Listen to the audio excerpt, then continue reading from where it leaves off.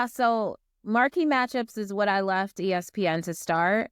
But it was tough, and money wasn't rolling in, and even though I was having successful meetings and pitches and things, and working with some clients, it wasn't like lucrative. But then I also, when I worked at ESPN, I always wanted to start a blog, and I just figured it would be a conflict of interest for me to be at ESPN but have a sports blog, because couldn't, be as honest as I would want to about criticizing or offer my opinion about certain topics. And some of that might be, disagreeing with what was happening at ESPN. And so I had to keep a job at the time. But once I left, I took that opportunity to start my blog. And it's initially started as me as a Jets, Knicks, Yankees fan, Yeah. like venting about being a I Jet, love your venting. Yankees I fan. loved it. I love it. So a lot I of kind of it, miss that venting. I miss it. yeah. So a lot of it was just kind of like me reacting to what was happening in that world. But then it evolved to me talking about more the cultural intersections of sport, the fashion, because again, I love fashion. So covering athletes who might have been doing things within the fashion space. Huge Venus and Serena fan. So like anything that they did, I would, write about it. And then, the NFL and their domestic violence issues was like a really big topic during that period. And I wrote a lot. And that's when I actually had my first opportunity to go on TV and talk about it. And then I started to like venture more into sports activism and social issues that focused on gender related issues or race related issues. I remember an early story that I wrote around that time that focused on the lack of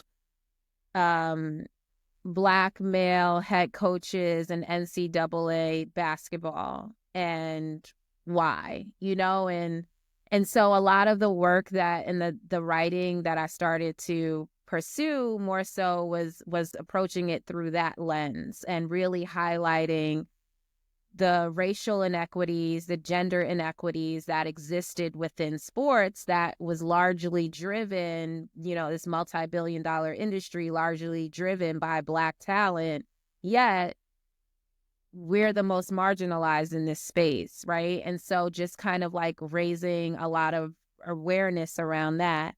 And through that, I started to get a lot more attention, more invitations to speak on TV or at conferences or to contribute and write articles. And that just opened a lot of doors for me.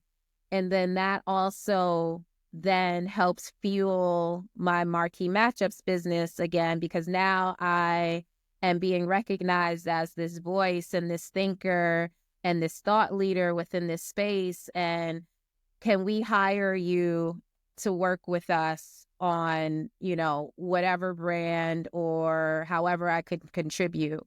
And so my former ESPN boss then was working at Madison Square Garden, and she was following all the work that I was doing. And she asked if I would be interested in coming back full time. And at the time I was not interested. But I said that I would consult. So she hired me as a consultant to work at some stuff at the Garden. And one of those jobs that I was able to work on and consult on eventually was the Liberty. And so I consulted with the Liberty for a full season in 2018, but still maintained my blog and I had a podcast and sounds perfect. Everything that I was doing at that time. But then when the team was ultimately bought and our CEO had to hire a full-time staff, she asked if I would be interested in coming to work here full-time. And I said yes, because it perfectly connected the dots and what the Liberty represent and the values that this organization stands for. It aligned with me, but it connected the dots for everything that I have been writing about, screaming about, And I really felt like, going back to me feeling like I wanted to have more impact, I could have a huge amount of impact in this role.